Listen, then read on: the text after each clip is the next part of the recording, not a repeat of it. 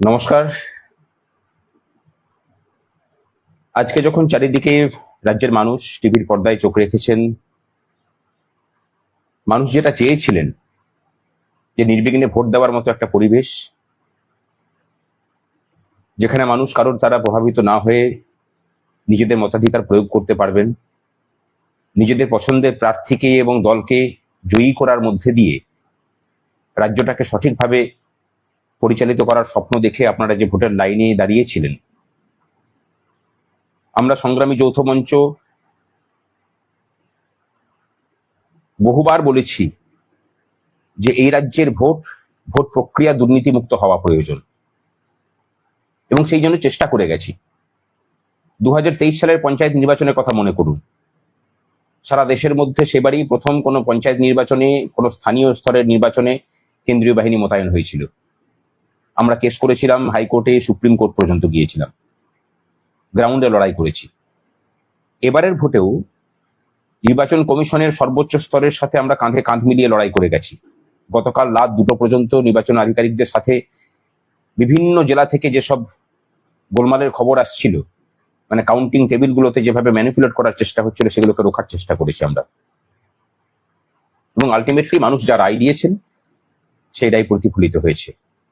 কিন্তু আমরা যখন চারিদিকে এইসব নিয়ে ডুবে, ঠিক তখনই আমাদের কাছে খবর আসতে শুরু করেছে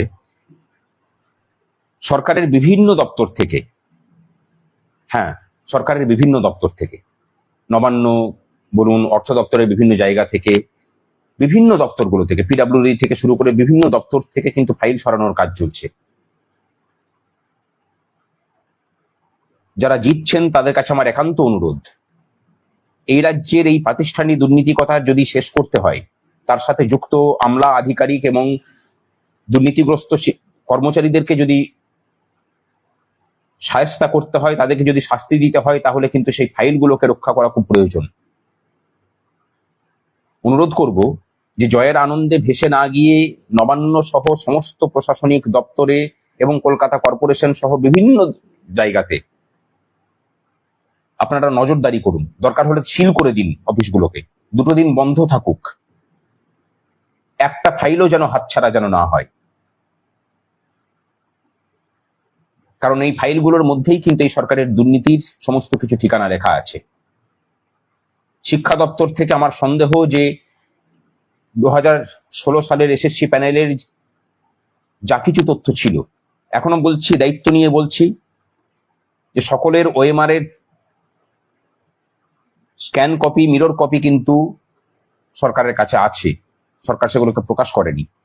চাইবো যে নতুন সরকার এসে সেই মিরর ইমেজগুলোকে প্রকাশ করুক, যোগ্য ছেলে মেয়েগুলো বাঁচুক।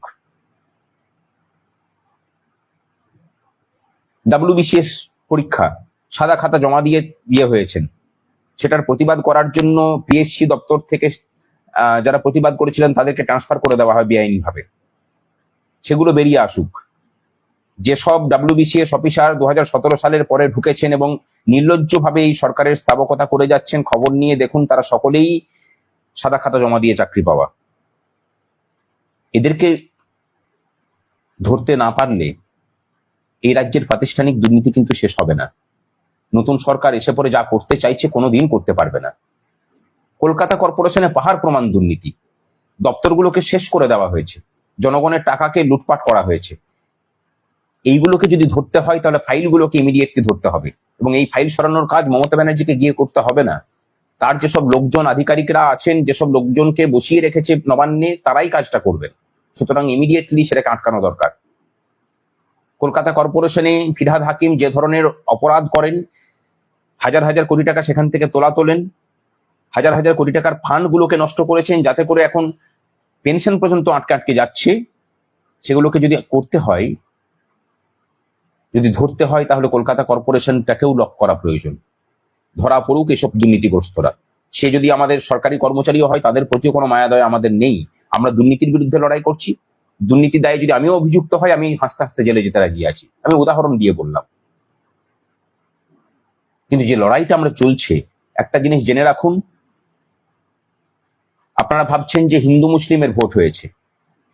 এই রাজ্যের মানুষ সব থেকে বেশি অসহিষ্ণু ছিল দুর্নীতির বিরুদ্ধে।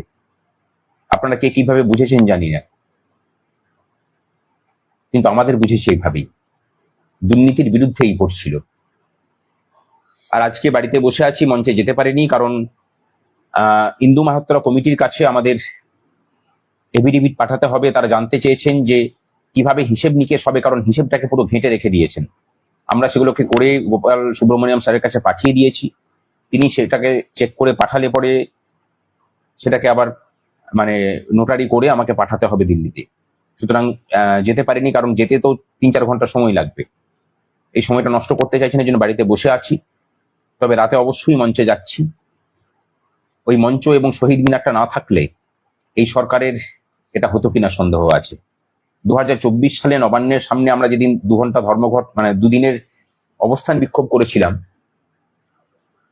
সেদিনে ওখানে দাঁড়িয়ে বলেছিলাম যে আজ পর্যন্ত কোনো সরকার কর্মচারীদের সাথে লড়াই করে পেরে ওঠেনি। আমরা জানি যে কিভাবে আপনাকে জব্দ করতে হয়। আপনার সেই চুরি করা রাস্তাটা, ভোট চুরি করার রাস্তাটা আমরা বন্ধ করব এবং এই রাজ্য থেকে আপনাকে বিদায় করব। সেদিন হয়তো কেউ বিশ্বাস করেননি, অনেকে হেসেছিলেন। হ্যাঁ, সামান্য একটা মঞ্চ এই কথা বলছে। আজকে যখন মিলিয়ে দেখবেন, এই যে দপ্তর, আমাকে গত পরশুদিন 2জন প্রথিতযশা সাংবাদিক ফোন করে বললেন যে গোটা রাজ্য থেকে যে রিপোর্ট আসছে যে এখনো বুথের মধ্যে একজনও যদি সংগ্রামী যৌথ মঞ্চের লোক থাকছে, সে ওই ওয়েব ক্যামের থেকে বেশি কাজ করে দিচ্ছে, কাউকে নড়চড় করতে দেয়নি। আমরা মনে হয় এই চেতনাটাই জাগাতে চেয়েছিলাম, পেরেছি কিছুটা।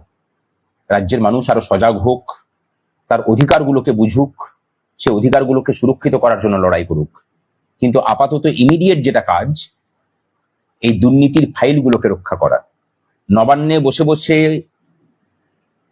দ্বিবেদী, আলাপন বন্দ্যোপাধ্যায়ের যেসব অপকর্মগুলোকে করেছেন, সেগুলোকে সামনে নিয়ে এসে এদের বিরুদ্ধে ব্যবস্থা না নিতে পারলে রাজ্যের মানুষের যে মঙ্গল সাধনের প্রতিশ্রুতি দিয়ে এই সরকার আসছে, সেটা কিন্তু সম্পূর্ণ হবে না। নতুন সরকারের প্রতি অনেক অনেক শুভেচ্ছা রইল। আশা করব তাদের দেওয়া প্রতিশ্রুতি তারা পালন করবেন এবং একটা দুর্নীতিমুক্ত প্রশাসন আমরা